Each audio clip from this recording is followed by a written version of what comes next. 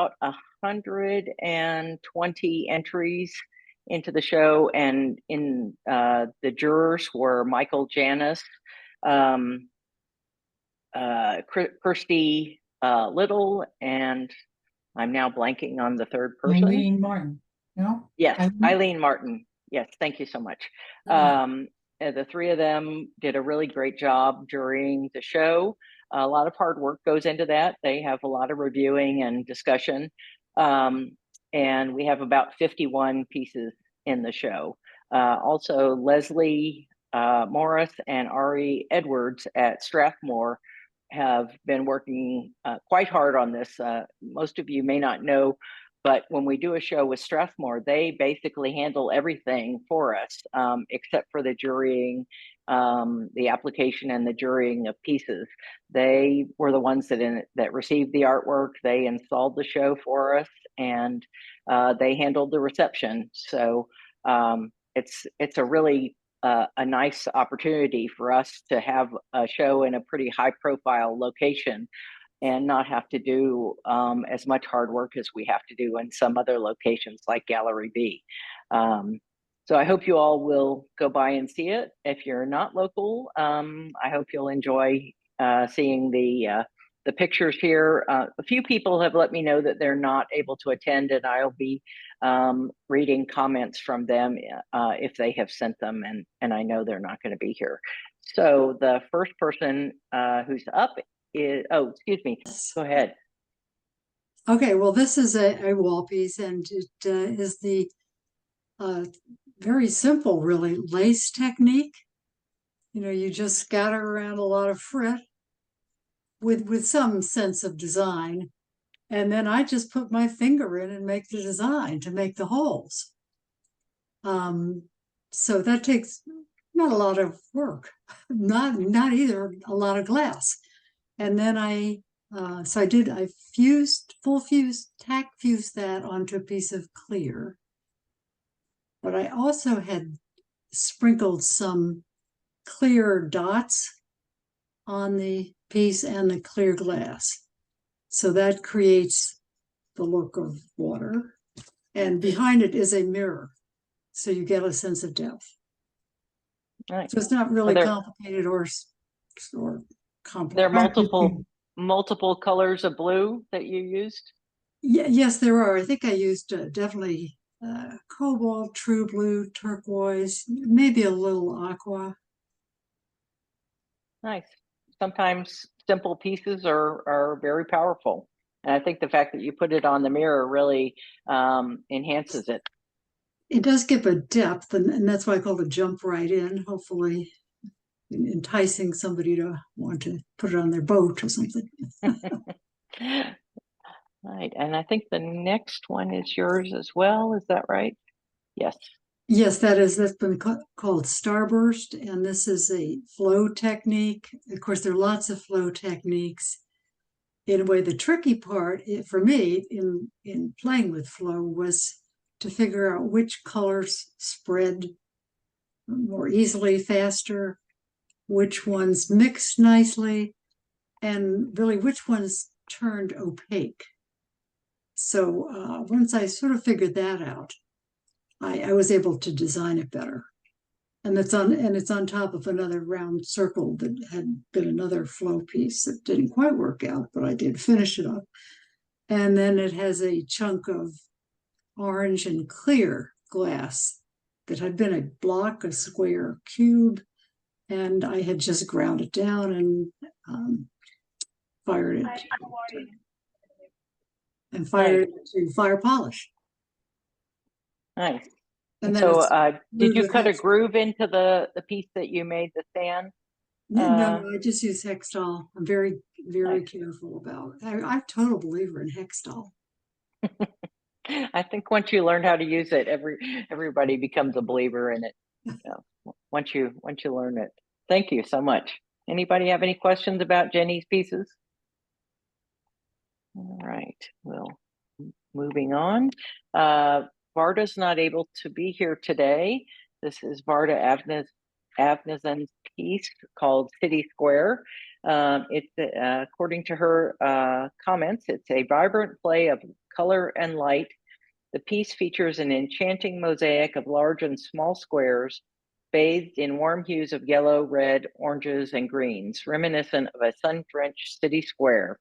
As sunlight filters through this radiant glass composition, it creates a kaleidoscope of colors that dance and shimmer, evoking a sense of joy and vibrancy. This architectural glass sculpture is crafted using an array of fused glass techniques that include on-edge construction, pot melt, which adds depth and dimension to the sculpture.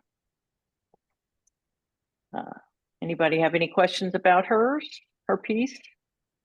She also, her pieces are frequently very recognizable by the stands. She's one of the only people I know that uses these gold colored stands. Tama. This is two pieces, actually. One is a cast piece of woman that we worked with a live model and in clay, and I had never done any clay whatsoever since I was a little kid. So it was very interesting to me to do that. If you look at the bottom, there's a design. She had a cloth draped on her bottom, and I used to be a fiber artist, so I was doing the pattern from the fiber, and people were asking me what I was doing, and I said, well, I see the pattern of the fiber, so I was doing that. It was a very long process. It was something that I was really interested in, but in order to do that, because it's so tall, it's about, I guess it's about 12 inches tall, maybe more. We surrounded it with roof shingles. We surrounded each piece. It was on I guess it was on a shelf, for the kiln, but it was surrounded by roof shingles so that we could pour the plaster down over it.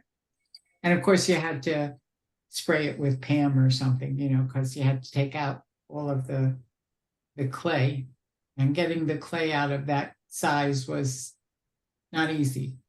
But then I made and then it was in the kiln for a while. Then we had to take out everything, all the clay, and put the glass in. And that is mostly clear with a little bit of red. It's amazing how little you need in terms of color in order to get that. And then the bottom piece, it is almost like it's probably about half an inch thick, and it's just layers of clear with pieces on the side to delineate, and it was dammed. That was interesting too. So the base is not red, or it is red? The base has red in it. Yes, there's a lot of different. There's a bunch of different colors in it, but there's red in there. Yeah. Are the pieces connected, or do they just sit together? I was going to put museum glue on it. I wasn't going to try and fuse it or anything, but I didn't do that. I had another piece in Strathmore a few years ago, and there were 2 drop vessels on it, and I didn't put museum glue on those either because I wanted people to be able to move it the way they want to see it. So I didn't do it. Right. Thank you. This piece is by Shona de Cruz. Unfortunately, she wasn't able to be here, but it's called Springtime Dogwood Bowl. She says the dogwood flowers and leaves were created in separate segments out of powdered frit and then fused together. The resulting components were tack fused on a transparent plum glass disc and then slumped. The circumference of the piece was cold work, and the back of the bowl was sandblasted. These almost look painted from in the picture, but they actually it has nice relief when you see it in person.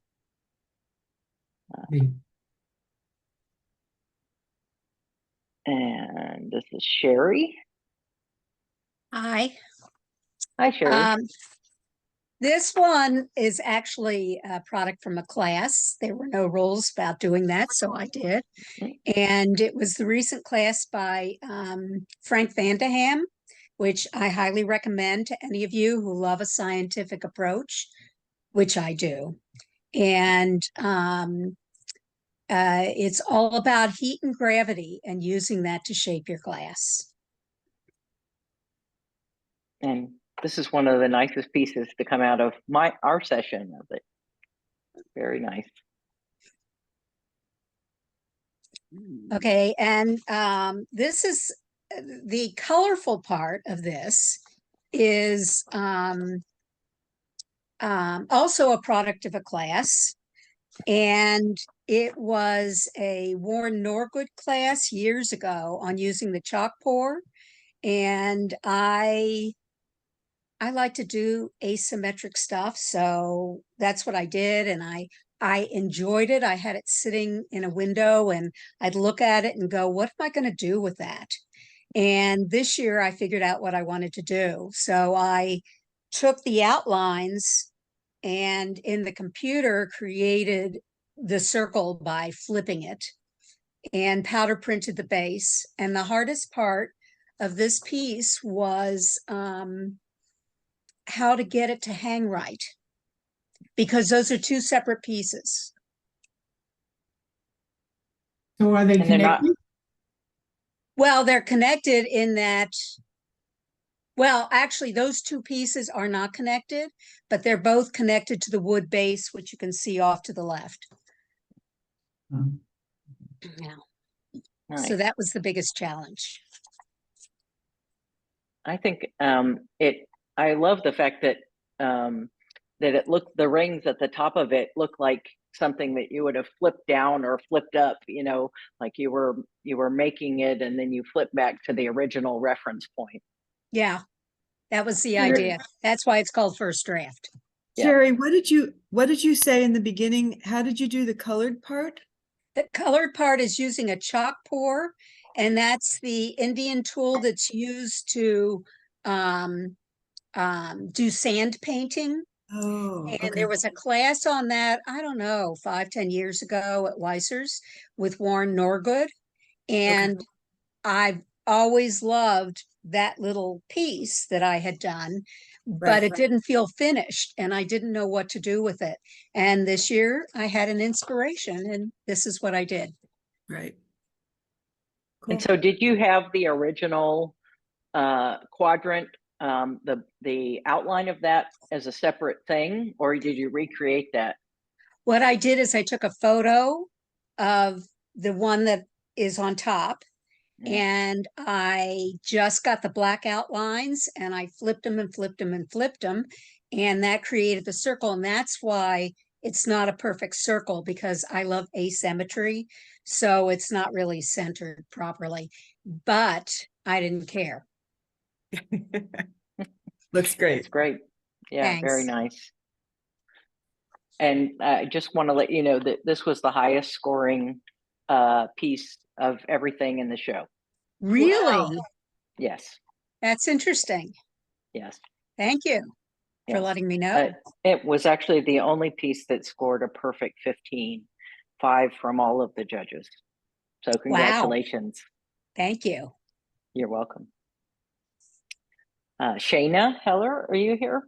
Yes, I'm here. Hi. So Hi. this piece is called Moraines 3. It's actually part of a triptych panel. They selected this one to be included in the show, which made me very happy.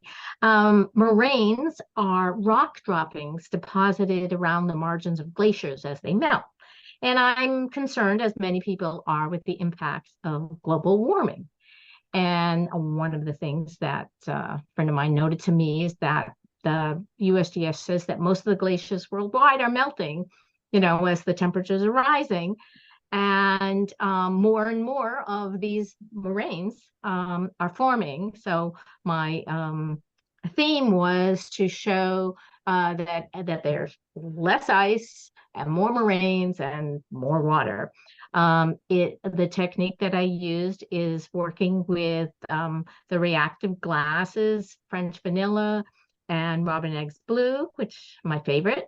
And so I cut a channel between the two colors of glass on a disc and filled it with broken pieces, crushed pieces of both types of glasses. You know, they don't make a robin's egg blue frit, so you got to make your own, crush it. And that reaction of the, edging and the brown color outline is what happens when you put those two pieces of glass together. So this kind of interacts, on the quote unquote glacier's edge and recreates the Ice Age geology. So that was what I was going about. Very cool. I didn't know the word moraines before, so it now means a lot more to me to know what the piece was about. Yeah. Very cool. Thank you. Thank you. Ruth, are you with us today? Ruth Gowell? I don't have any information from Ruth, so we'll just go through the three of her pieces. This piece obviously is a pedestal piece, and it is all about bubbles, trapping bubbles between the glass. And this piece is one of her strip series where she combines woven fabric and then recreates that in the same imagery in glass very successfully, I should say. Really, really nice pieces. And this one is actually all glass, but it has been slumped in a way to make it look like fabric.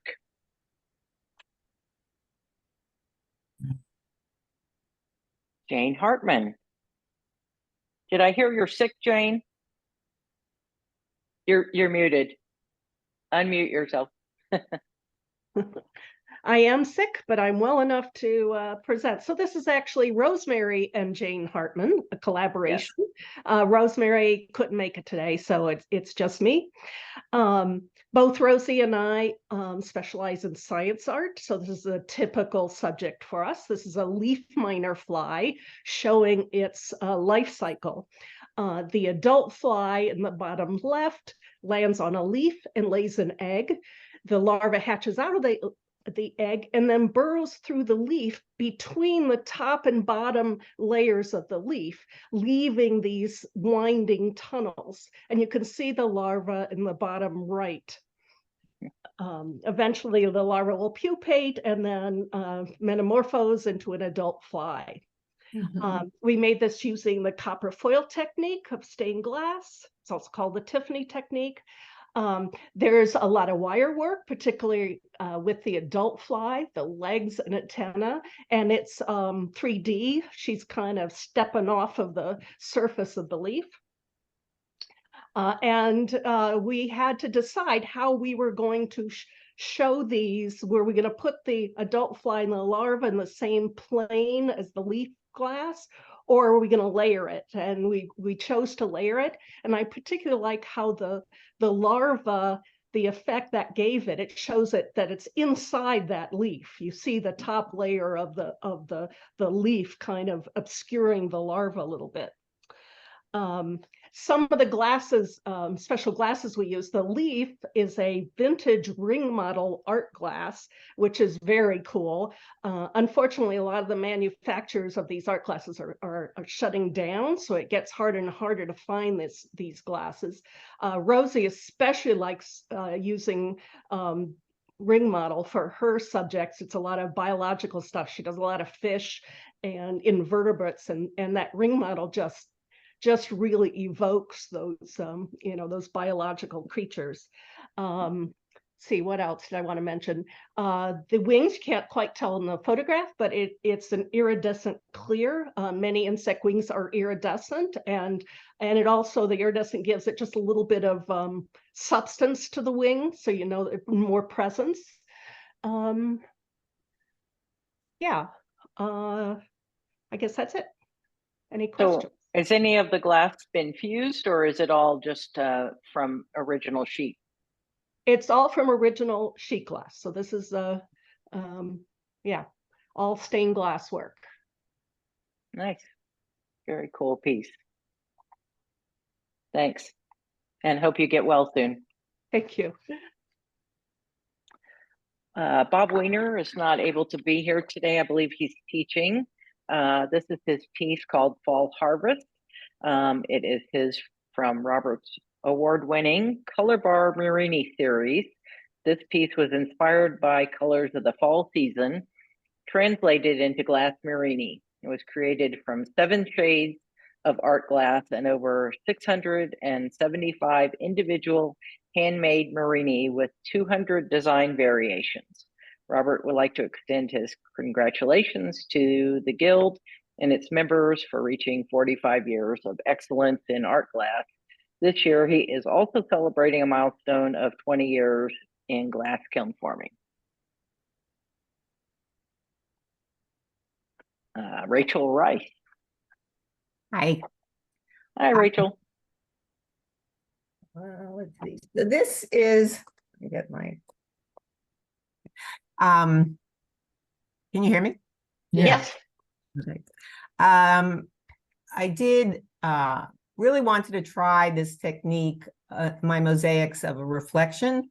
So in my technique of making mosaics, I essentially have an image and I'm sort of working over the image. I have a clear adhesive contact that I'm actually cutting my tiny pieces of glass. And I thought it was very interesting to try to capture this like reflection of the lighthouse in the water in glass. The method that I use it's called a double reverse mosaic method, so that once you complete all the have all your glass cut, it's not glued down, so you're actually flipping it over and putting it on a board that has glue on it, and then you sort of flip it back and peel off the contact paper. So it's a method that I really like. I feel like I like it a lot better than a lot of mosaic artists just directly use the direct method where they just glue directly onto a board and they have the image drawn on the board.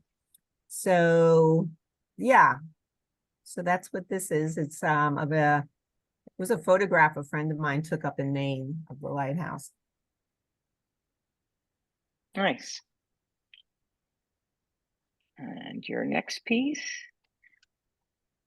Well, this, I wanted to do a piece with sort of that whole Starry Night Van Gogh kind of, you know, but I wanted to do something with an animal. And I saw this image and I decided that this might be a good combination. So it was fun to do, but also very, very tedious, making all those sort of circular Starry Night kind of movement. But I really like the fox looking out into the distance. So basically all my mosaics have the same sort of technique.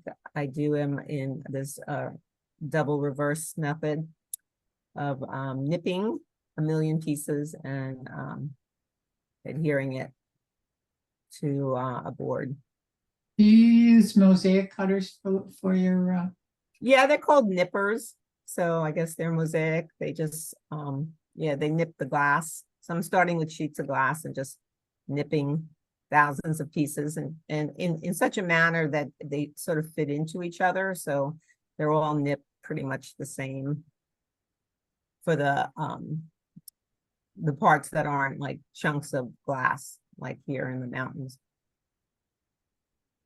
Do you ever keep track of the number of pieces? No, but I'm thinking there are thousands. Very nice. I love the movement of the sky. It's really fabulous. Yeah, and I was very lucky they sort of put it right on the top of the stairs in the Strathmore. Like, yeah, it has a great location. It has a great location.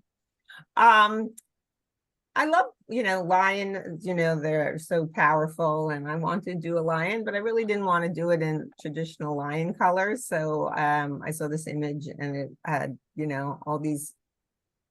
It's I think the colors are much more vibrant in real life than on the screen here, but lots of color in the beard area, sort of his face, below his mouth. And really got very much into his eyes. So those are the two sort of fascinating things that I love about the piece. And it's very dramatic. And yeah, I did it pretty much the same fashion that I do on my mosaic. So Do you have an idea of how long each one of these takes you? well, I don't work on it like constantly, but they generally 3 or 4 months. Do you work on multiple pieces at a time, or just I will one? maybe 1 or 2, and I'll just do maybe 2, 3 hours a day of it. Yeah. But it takes a really long time. It feels like it takes a long time. Yeah.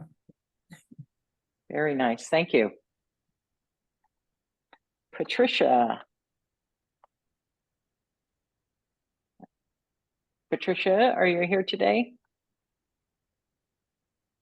Well, I guess she's not able to join us. I thought she was going to be here, but she has 2 pieces in the show. Both involve, I believe, reverse painting on the glass. And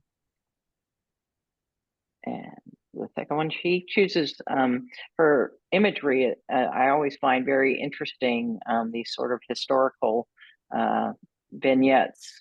And I particularly like this, where you're just seeing a very small macro snapshot of something. Nikki O'Neill. Okay, let me unmute myself. You just muted yourself. Unmute.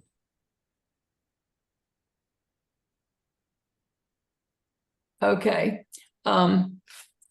This started out as 2 pot drops, one French vanilla and a little dense white, and you can't and on the right there's there's 2. There's the green one that you see straight on, and then on the right there's amber and dense white. And I had these discs slabs just sitting around for years. I made them actually at Vitrum years ago. And I wanted to do something with them because I liked them. I think they were interesting. So I thought I'd use a little green as a foil against the one that looks black. It actually has a lot more green in it. And carried the green over to the French vanilla, and then the French vanilla over to the left into the green. And then I added some wide chunks of clear to sort of break up those lines. And if you look straight down on it, which you can't really do, it's there's a lot of depth to it. And I was trying to get some of that depth and movement. And then I cold worked the top to make the top flat, and it was slumped into a ball mold, so it's kind of tippy, but I think it's kind of fun when these heavier pieces are tippy. They're not going to fall over, of course, and they're fun to make. So that's what you can do with leftovers. And I think I recall you saying to Leslie that that you didn't flatten out the bottom because your grandkids like to walk past it Whirl and it. make it Yeah. spin around. That's right. Yeah, great, thank you. Michelle Rubin. Sorry, she's not here, so I'll tell you about her pieces. She has 4 pieces in the show. This is called Regatta for 2. The inspiration for these boats is from Frank Vandenham's ebook, Kiln Form Glass, A Master's Approach.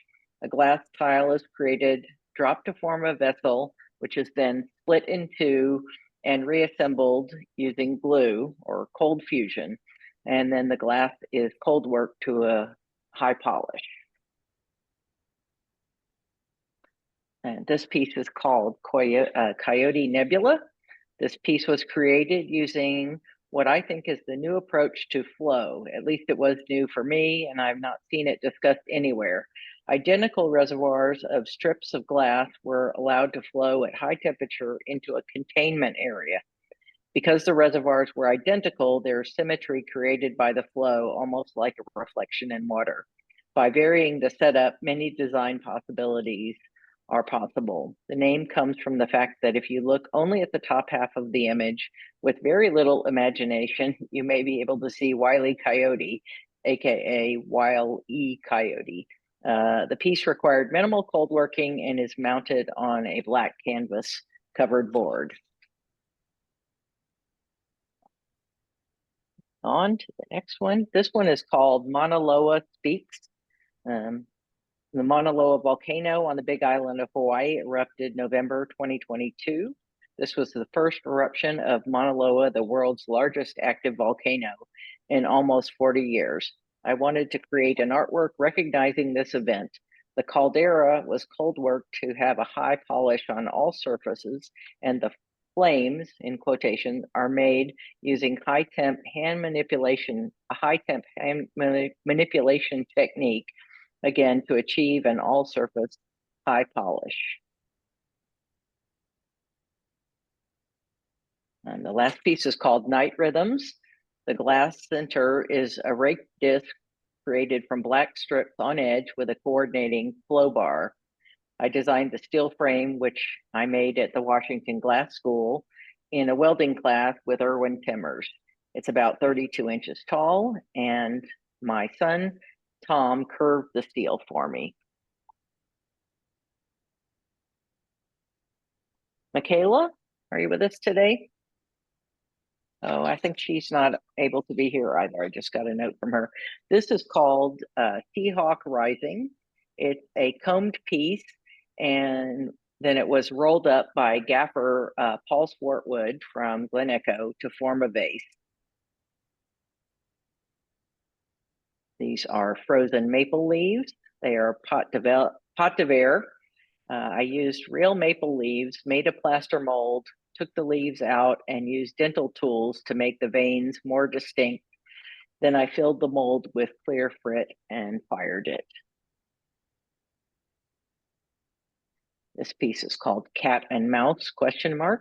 It is a sgraffito design. On a white piece of glass, I used black powder to make the design using different tools like fine bottle brushes, combs, business cards, and other sorts of kitchen gadgets.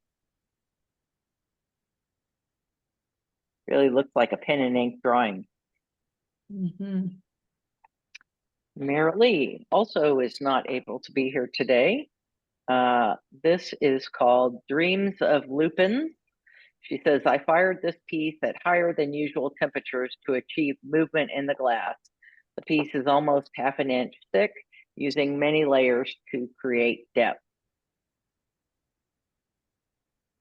This piece is called Golden Woods. Using alchemy glass to create landscapes in gold and bronze.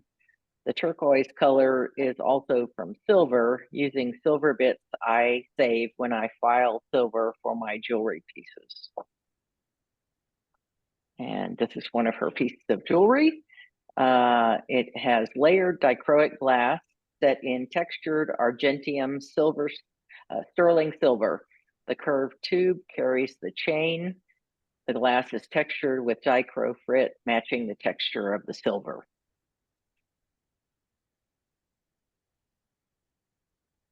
Maureen, are you with us today? Yes, I am. Great.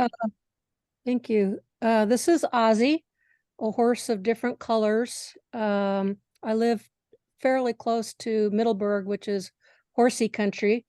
And a lot of people like horses around here and ride them and all sorts of stuff. I do not. Too big of a pet for me and too expensive. But Ozzy is a combination of fused glass as well as stained glass, and some of the glass I made myself. You probably recognize some of the bullseye glass in there. And he is, as the story goes, he is named after the Wizard of Oz, because you may remember that the carriage driver, who was also the Wizard of Oz, when Dorothy sees a horse when they enter the great land of Oz, says, "What kind of a horse is that? I've never seen a horse like that before." And the carriage driver replies, "And never will again, I fancy. There's only one of him, and he's it." So there's only one of Ozzy, and I'm probably never going to make Ozzy ever again. The frame is a custom-made frame, is made out of jatoba wood, which is a exotic wood that has kind of a orangey amber color to it. So the jatoba wood frame goes nicely with the amber in Ozzy's muzzle and parts of his rump. That's Ozzy. Thank you. Matt Fuchs, are you here with us today? I assume not. This is, I think, a flow piece with lots of French vanilla and amber. Hello. Hi, Matt. Are you here? Oh, yeah. Hi. Sorry, I guess my audio Great. wasn't working. Oh, no problem. Yes, this is my piece montage, and like most of my pieces, it started out with this sort of the spirit of experimenting, and I typically make a lot of very geometric pieces, and I was being encouraged by some of my studio mates to branch out a little bit more. So I made a bunch of French vanilla and light amber tiles. I sandwiched them together, pieces of amber in between French vanilla, and I made a bunch of separate square and rectangular tiles of different shapes, and then I arranged them in such a way that they would all flow together, and the bits of amber in between would sort of seep together and connect. And then once I had a disc out of it, I used the deep vessel molds to give it some shape. And I particularly like the sort of some of the more unexpected surprises from the medium amber and the French vanilla, and the way that the light can percolate through. Nice. Very Great nice. piece. Thank you. Thank you. Yeah. Lynn. Yes, can you hear me? Yes, we can. Yes, okay. So I've been taking Narcissus Quagliatus courses, as many of you have. I was actually in the initial group, so I'm now just finished series 3. But between his second and third group, I had accumulated a lot of little parts. And between the 2 classes, I just started playing around and saying, well, what do I do with them, and assembling them. So this is actually a background that was mostly just sort of powder, sort of hand strewn across clear and fired. And then I found I guess the next firing were these pre-made stripes. Not the one that looks sort of like the most vibrant sun. I was going to show you process shots. I'm not a good speaker, so I wasn't prepared to discuss this. But anyway, and you can't see me pointing. Okay, many of the stripes were pre-made bits that I placed on top and then fired into the thing, at the same time as this green piece at the bottom that was more or less a lace sort of piece that had a lot of opaline in it that turned that bluish sort of color. And then when, that was fired flat. And then the last layer was this thing at the top, in the top quadrant, that has got the most energy, the sort of sunset looking and fiery. And it's got clear lines coming down that give it that sort of sun ray kind of feeling. And so it was kind of a big slab that was a little over, probably around 6 inches. And I cropped out this. Okay, that's not correct. Oh, 5 by 5 is with the stand. It's actually 3.75. It's teeny, 3.75 inch square. And it was a little piece that I cropped out of the larger one. To be honest, I wanted a little more at the bottom, but I kind of accidentally broke the corners. But it works. It works. I'm not unhappy with it. So that was not very clear at all, but any questions? No, good job. Okay. I think Narcissus teaches a lot of different techniques. So frequently pieces that are done like that have a lot of different things going on. So, Right. thank you. I was Oh, going go to ahead. say in his next class, he started talking about doing things he calls sketches. This would have been a sketch, but I did it before he taught that. It turned out very nice. Thank you. I was surprised though when I saw it in person that it was so small, because the picture, it made it, maybe you can do a larger version of this at some point. It's I'm a trying. nice I'm working. design. Yeah. Great. Thank you. Lori, are you here with us Hi. today? Yes. Hi, Lori. Okay. Hi. So this is called Justice Blooms, and it was made in honor of the many people who've hoped and waited long periods of time to see justice. Sometimes the wait can feel like a long winter, dark, bleak, and uncomfortably cold, with little signs of life or growth. But sometimes that patience required to endure that long period of time results in beautiful springtime and long-awaited flowers that sprout. Until finally the blossoms emerge in their full splendor. So I use a lot of vivid color and detailed texture to bring out the passionate feelings of long-awaited justice. I like to use a lot of layering techniques in the piece to give it dimension and luminescence. And speaking of Narcissus, to achieve the watercolored petals, look of some of the petals in these flowers, I do use the Narcissus slider method.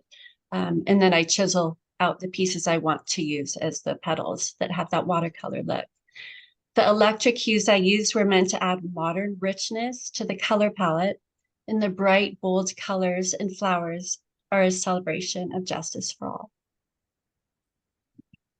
Very nice. So many different pieces, really incredible. Yeah. Thank you. And your second piece? Okay, so that's called Metamorphosis. The kaleidoscopic look of the petals in this piece was actually inspired by the work of a dear friend of mine and master kaleidoscope maker, Charles Cardemus. So I was inspired by his intricate and exquisite kaleidoscopes, and I set out to make a kaleidoscopic panel to test my own abilities to work with minute shards of glass. Before creating each petal, I had to break down small pieces of dichroic glass to tiny shards. I then carefully selected the pieces I wanted to use and set them into place on the base piece of glass of each petal. I set the pieces in place using tiny drops of bullseye glue. Once they were all set in place, I used powder as a grout to bind the shards together. I then capped each petal with a thin 2mm layer of clear glass. The flowers, as you can imagine, required tremendous patience and precision as I slowly put each minuscule piece into place to assemble the finished panel. For the leaves, I use a variety of layering techniques of dichro and bullseye glass. The vase is created from a larger piece of dichroic glass that I cut into this particular shape. So my panel represents a metamorphosis, taking hundreds of tiny shards and choosing how to rearrange them in a new, beautiful perspective. Nice. Thank you so much. Do you does this go into the kiln for a tack fuse at the end? You know what? I make all of the components individually, and at the end it's fused at about, 1363. But all the components are made individually first. Right. Great. Thank you. Carrie Cannon. Hello. Hi, Carrie. Oh, can you hear me okay? We can. Yes. Love to hear about your piece. I couldn't get my camera to work on my laptop, so I'm using my iPhone. Okay. So about a year ago, we had an open house at the Art Glass Center at Glen Echo, and we did a vitrograph demonstration. And one of the visitors asked me, we were pulling these bluish green vitrograph stringers. And one of the visitors asked me, what are those good for? And it stumped me for a second. I thought, well, you could use them for an underground scene with reeds and so forth. So finally, a few months ago, I got around to making a piece with it, using a stringer for a background. and some of the vitrograph for the reeds. I mean, using a slider for the background. And then the first couple of efforts to make a turtle, I was trying to make a powder wafer, and those didn't work out very well. So I ended up cutting a piece of white glass and using some enamel to paint the features of the turtle. Nice. So is that a relief on is the turtle relief on the front, or is it fully fused into the piece? It's epoxied onto the back. Got it. When I put it on the front, the white stood out too much and it looked out of place. So I ended up epoxying it on the back. Nice. Yeah, it's a great look. Thank you. you. Kathy? Yes. Oops, there I am. This is called, oh, no, sorry. This is called Midsummer. It's not Early Eden. Oh, sorry. I must have gotten the titles incorrect. Sorry about that. I think I screwed them up when I, in any event, this is kind of an odd assemblage, you know, when you do one piece one time and then you can't think of anything else to do and you start moving pieces around. That's how this happened. It's basically a walk down an English garden path. It was inspired by a British TV series called Midsummer Murders, which kills off an enormous number of the citizens of wherever they are, and many of them are killed off in gardens. So I think that Midsummer has 25 seasons, and I've watched most of them. They killed off everybody in Midsummer. They're now on another town. Oh, good. That's good because there are bodies everywhere. So it's, I think, as I remember, I can't remember whether it's French vanilla and dense white, but something like that. So that's all about that one. All right, nice. Go the next piece. This, on the other hand, is Early Eden, and it's the southwest corner of the Garden of Eden, early in its existence, when Adam and Eve are cavorting nudely around the garden. That's at the bottom. It's a young serpent on its way to the tree of knowledge. It's French vanilla, light aqua, and torch pulled leaves. Oh, and little dots. Yep. Nice. Thank you.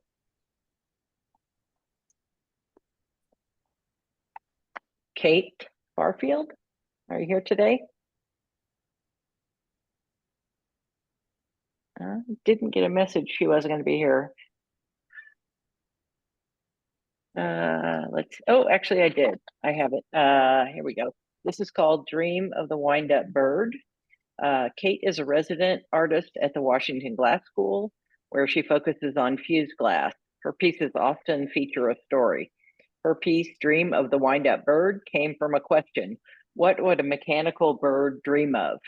I thought this bird would dream of the world it knows, cogs and gears. These gears appear in a burst of color while trees are foreign. Roots and branches are lost in gray. But hanging from a mechanical crescent moon is the warbler's key. If she could find that key, the natural world could burst into color. This is the true dream of our wind-up bird. She has a great imagination.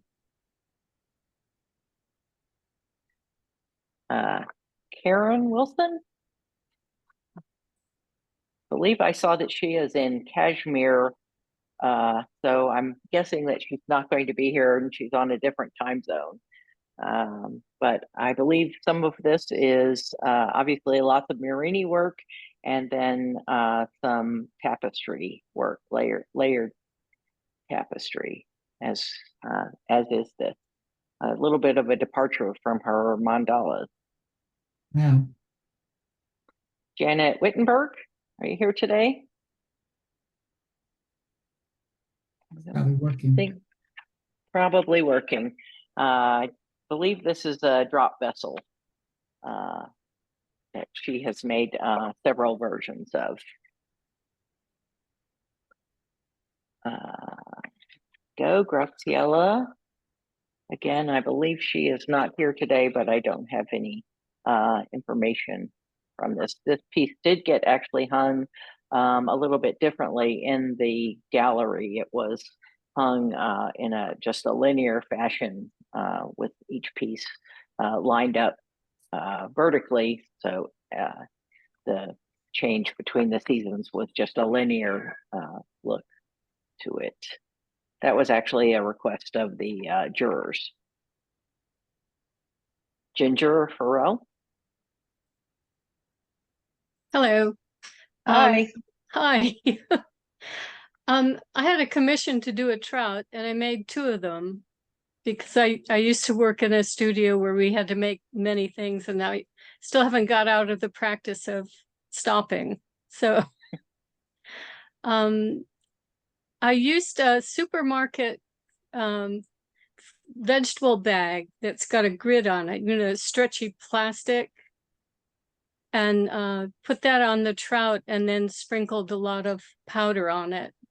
And the glass is clear iridescent, I believe. And then I backed it with translucent white, and then painted it as well. So, are the lines on the surrounding pieces, are those painted? Yes, and the fins are stuck on top, so some of it is higher than the rest. It has relief to it. Yeah. Nice. Also, it's really easy to paint when you've got some relief. You just shove the paint in the gaps, and voila, you got, you know. So it's a lot of fun to use. Very nice. And another fish piece.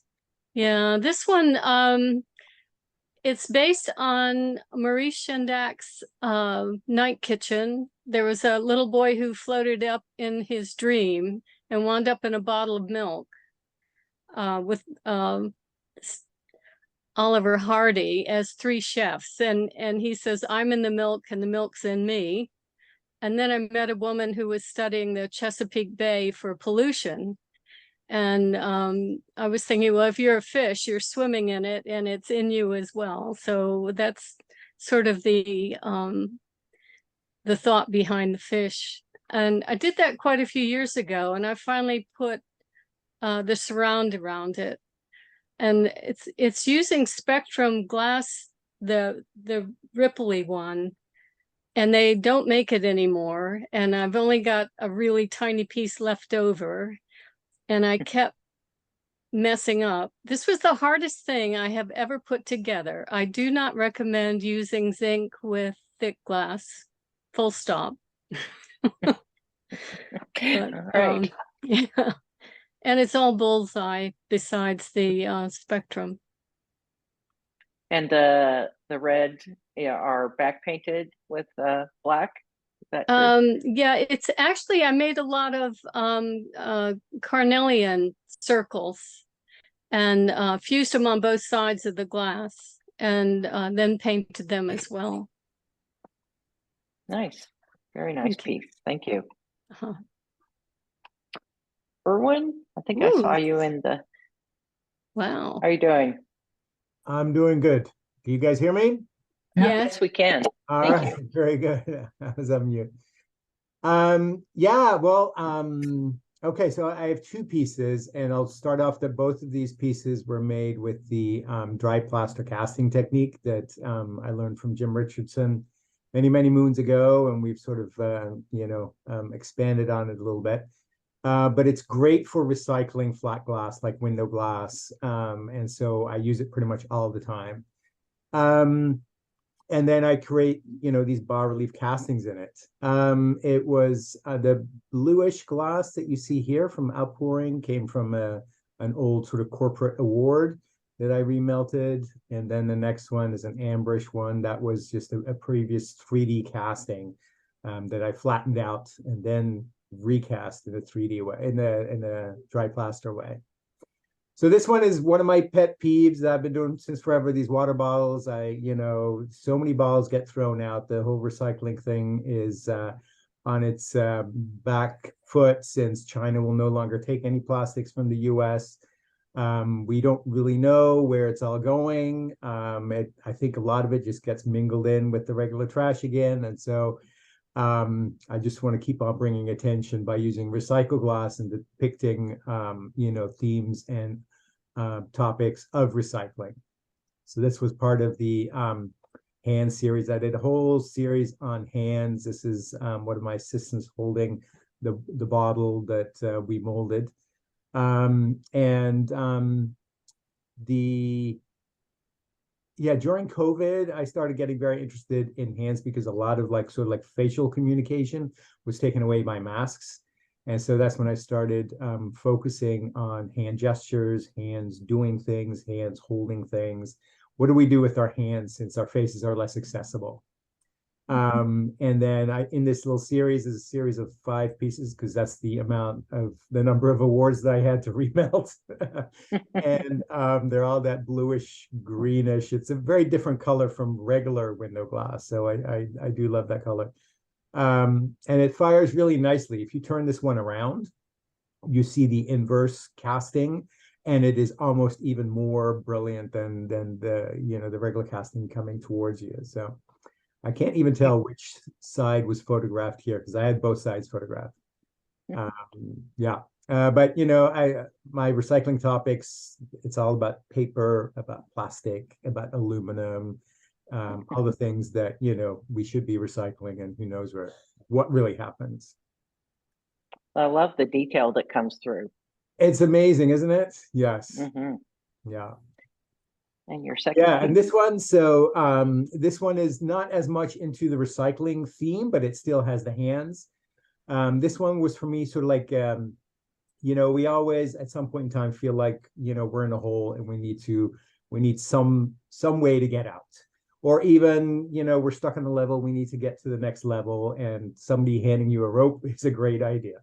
And so this was my, my venture into this area where it's a little bit less recycling oriented, and also the whole feel of it is a little bit lighter and airier, maybe not as sort of like heavy as sometimes, or preachy as sometimes the recycling series can be.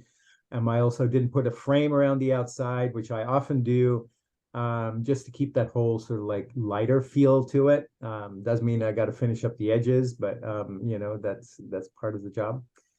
And I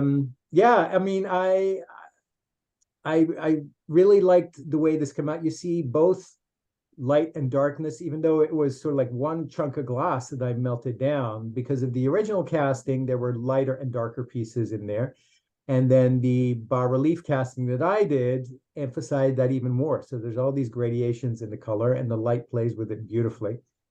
And very happy with the way this one came out. This is also recycled glass, or is this bullseye? Yes. No, it is bullseye glass, but it was recycled from a failed previous casting.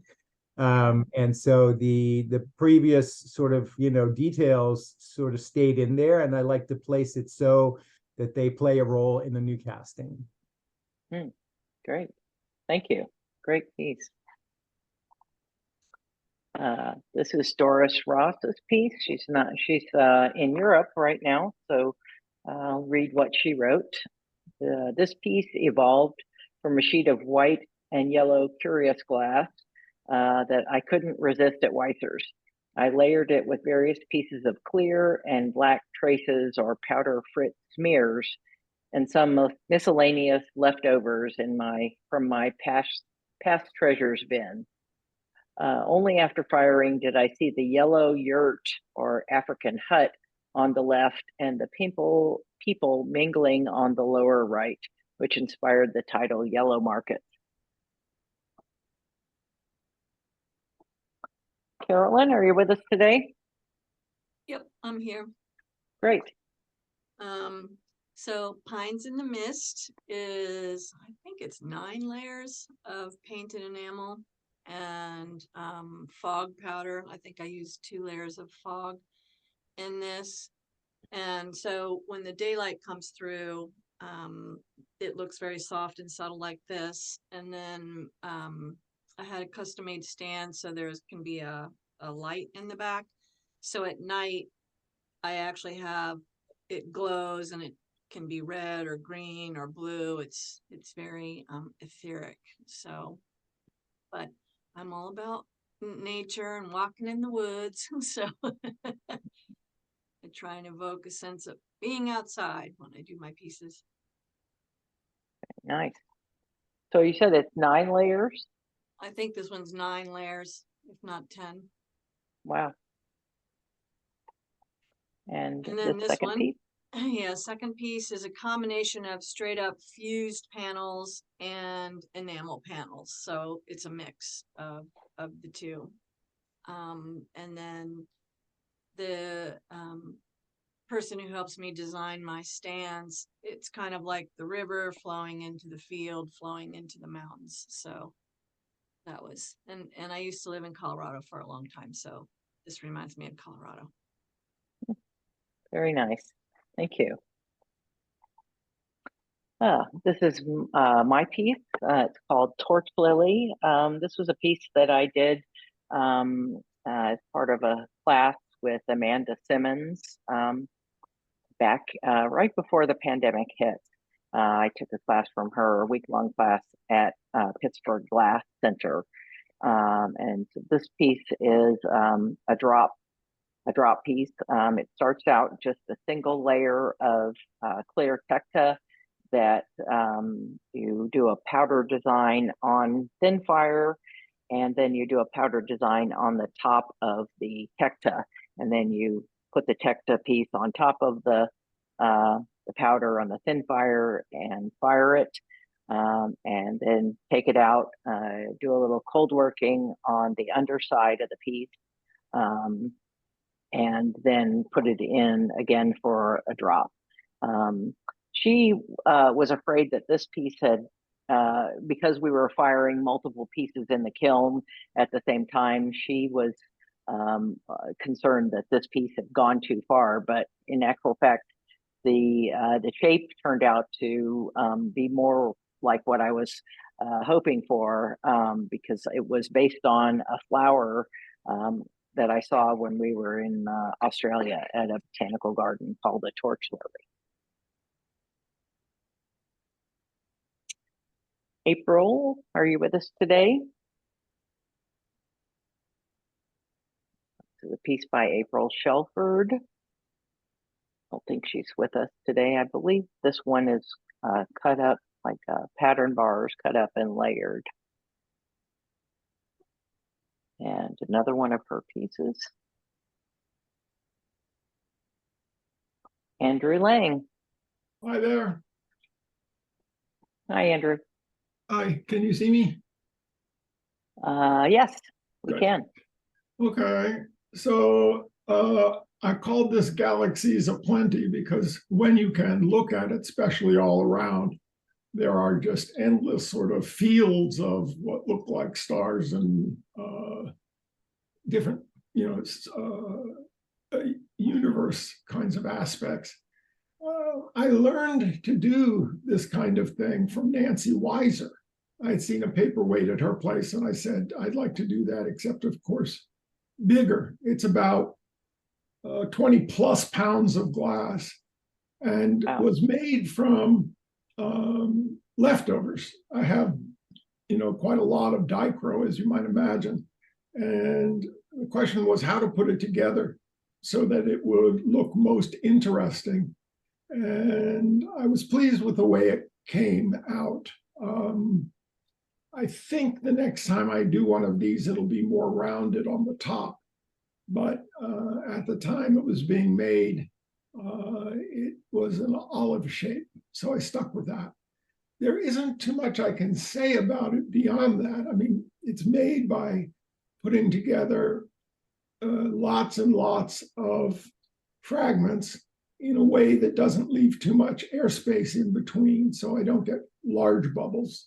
And it does its own thing. Once you get all the glass up to a near molten state, work it over with a pair of jacks so that I can get twists and flows and more air bubbles. By the time all of that work has been done, I cover it again in clear. so that you get a nice smooth finish. And that's about it. I think the bubbles in this piece actually really enhance it. Yeah, it's impossible for me to make it without bubbles because it would require too much cold work. But the truth is, I like them too. Great, thank you so much. And last but not least, Alan Jaworski. Last. Okay. This piece, well, I do a lot of work. I love Gene Davis, the Washington Color School painter, and I do a lot of work that I kind of get inspired by his paintings. And this is basically a black tile, a roll up of a black tile overlaid with the mesa stringers, and then flattened with a cork paddle to create that flattened shape. That's pretty much what that is. Oh, I ought to mention that I typically use Spectrum COE 96 glass for my roll-ups because it's compatible with furnace glass. So this actually starts out as a very small tile, a 6x8 tile that can be expanded substantially. Oh, nice. Next one. Yes, there we go.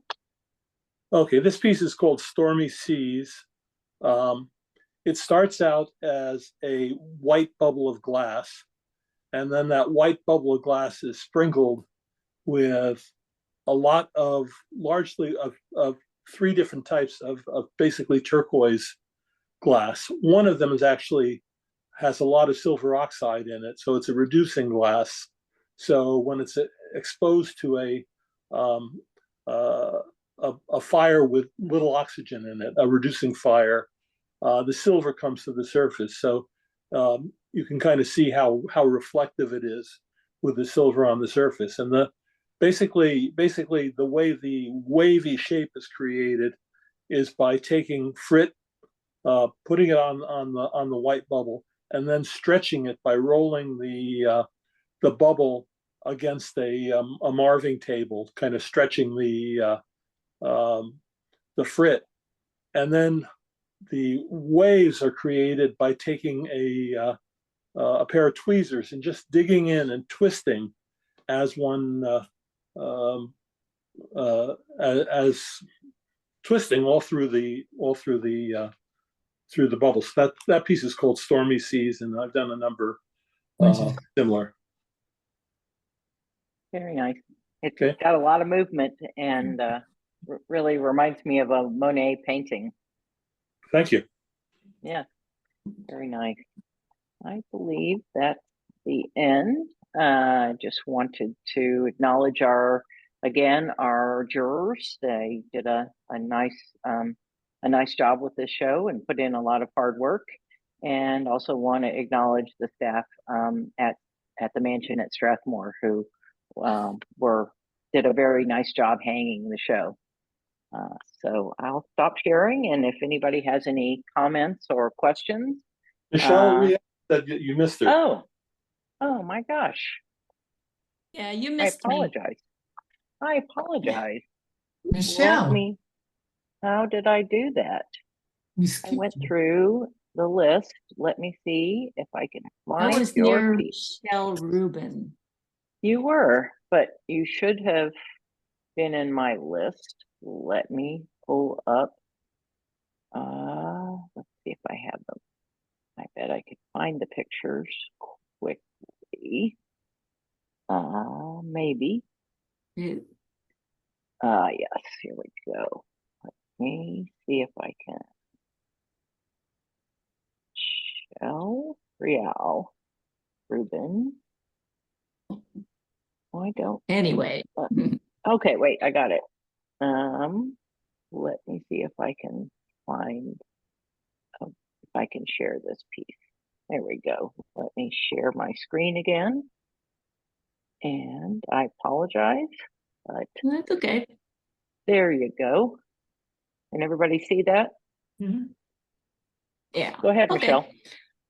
I've been working with Fritz and in between layers of full sheets, and I've been experimenting with different temperatures. So that's kind of what I've been doing recently.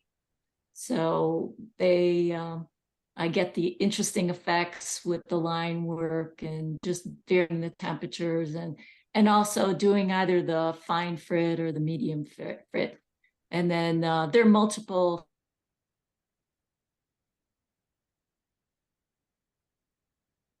Oh, are you still there, Michelle? Yeah, I have horrible internet.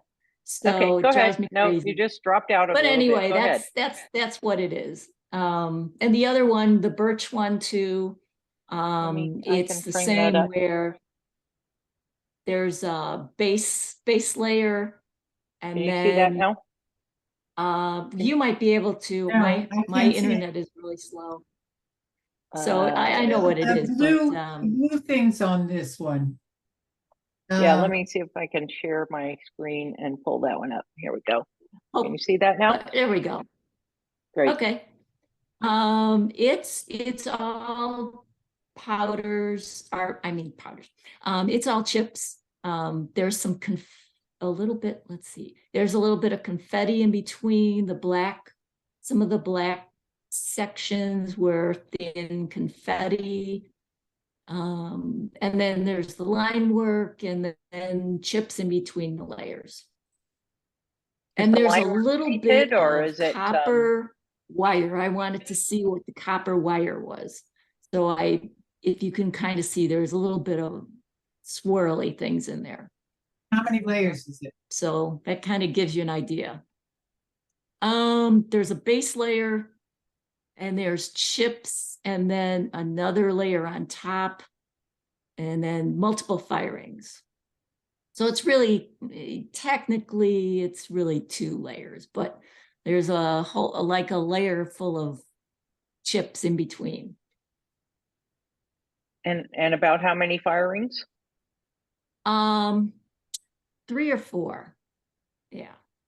Right. I've been varying the temperatures to see the different effects, so I can get different effects. And it really does change.